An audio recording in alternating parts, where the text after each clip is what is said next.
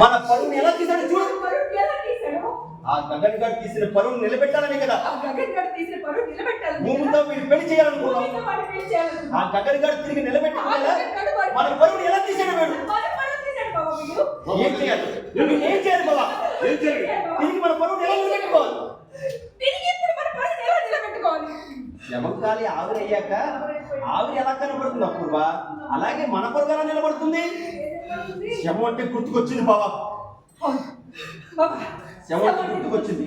వీడిని చంపేయాలి. వీడిని చంపేయాలి. చంపేయాలి బాబా. చంపేయాలి. ఎలా? వీడిని చంపేస్తే లోకం మనల్ని సమర్థిస్తుంది.